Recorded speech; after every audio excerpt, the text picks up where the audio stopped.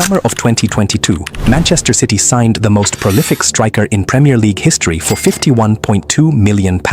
That is less than Aston Villa paid for Amadou Onana, less than Wolves paid for Matheus Cunha, less than a dozen transfers in that same window that most football fans cannot name today. The player was Erling Haaland. In his first season alone, he scored 52 goals, more than entire squads managed, won the Champions League, and generated more in UEFA prize money for Manchester City than his transfer fee cost.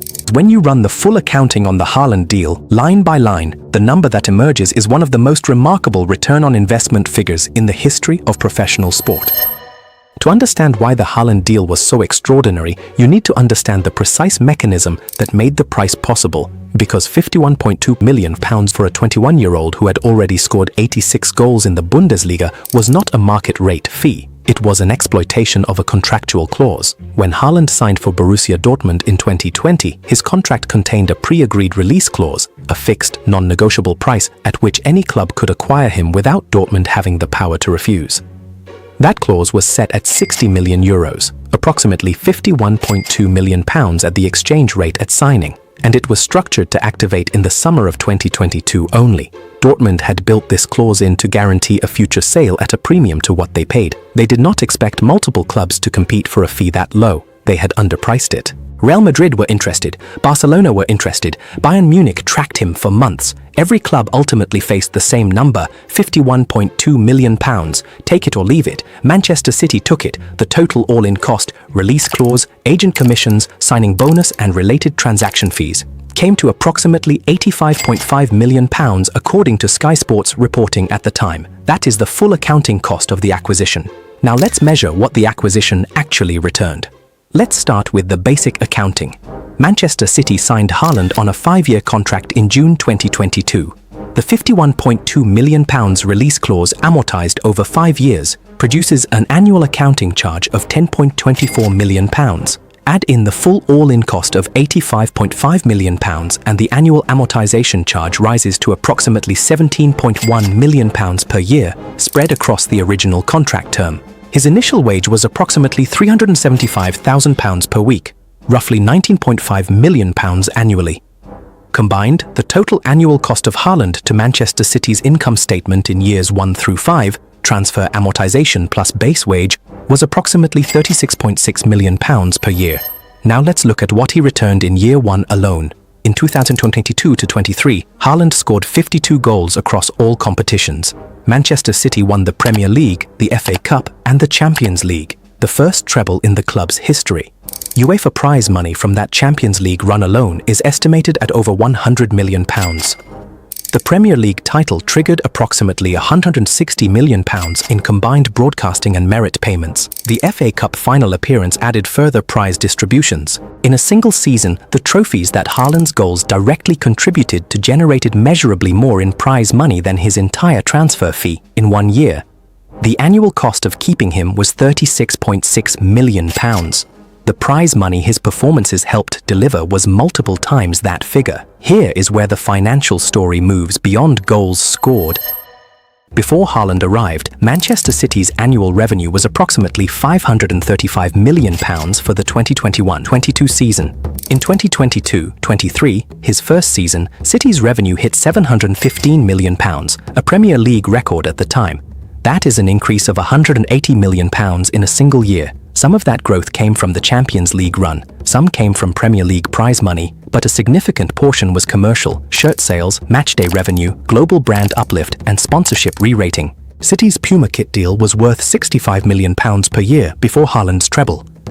In July 2025, City renegotiated that deal to £100 million per year, a £35 million annual increase for the same kit partnership. The new deal runs to 2035, making it the most valuable kit sponsorship in Premier League history. That extra £35 million per year, compounded over the 10-year term, represents £350 million in additional commercial income generated, in no small part, because Erling Haaland made Manchester City the most visible football brand on the planet between 2022 and 2024. That commercial re-rating is the most important number in this analysis. Haaland's transfer fee was £51.2 million. The Puma Deal Uplift alone, directly linked to the commercial growth of a brand built around his treble-winning season, generates £35 million extra per year in perpetuity. The transfer fee payback period on this metric alone was approximately 18 months.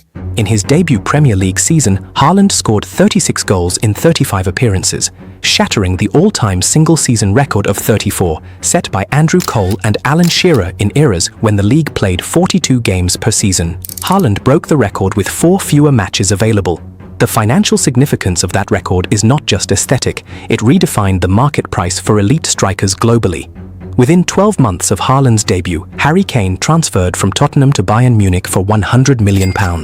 Kane was older than Haaland, had never won a league title, and had just watched Haaland break every record he had aspired to.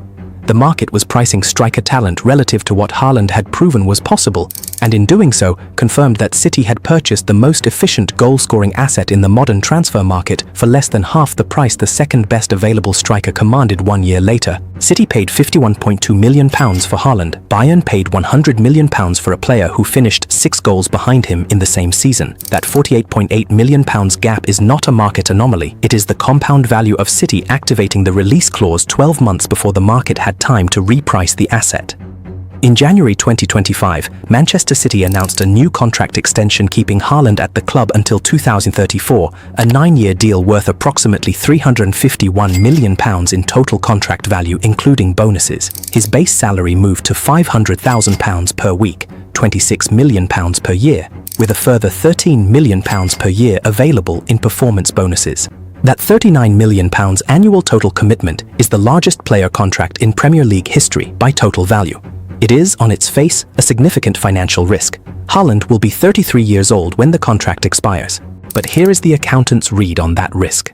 His £500,000 per week base wage represents just 3.5% of Manchester City's current annual revenue of £715 million.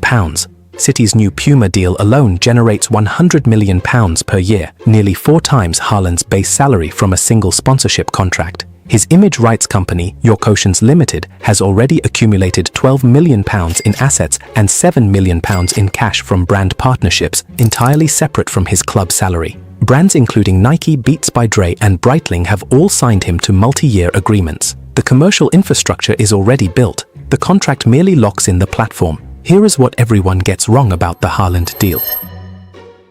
The conventional narrative is that Manchester City got lucky. That a release clause set by Dortmund underpriced the asset, City were in the right place at the right time, and the rest is history.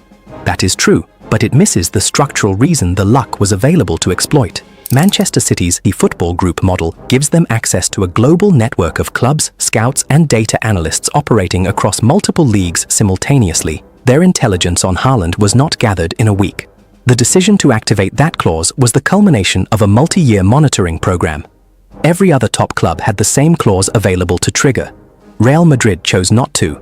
Barcelona chose not to. Bayern chose not to. City chose to act. But the deeper financial twist is this. Haaland's most valuable contribution to Manchester City's balance sheet is not yet the goals he has scored. It is the contractual security of knowing he will score goals until 2034. In a sport where commercial partners require long-term stability to justify 9-figure sponsorship commitments, having a generational striker under contract for 9 more years is not just a football decision, it is the anchor of a commercial strategy. The Puma deal runs to 2035, 1 year after Haaland's contract expires. That alignment is not coincidental. Puma are not paying £100 million per year for the City badge.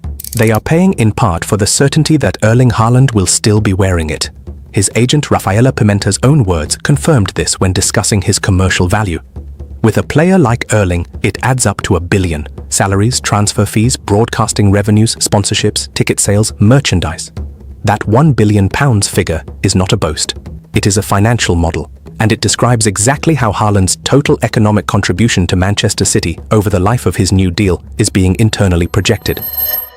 The financial lesson is a simple one. The most valuable moment in any transfer deal is not the signing announcement, it is the year before the market reprices the asset. City activated a release clause at the exact moment it offered the maximum gap between accounting cost and commercial return. Every other major club had the same opportunity and declined. If you found this Haaland's and Man City's financial breakdown story interesting, you will absolutely be fascinated by this next video, where I break down how Cristiano Ronaldo makes more on Instagram than most players ever will. Click it and I'll see you there. Cheers.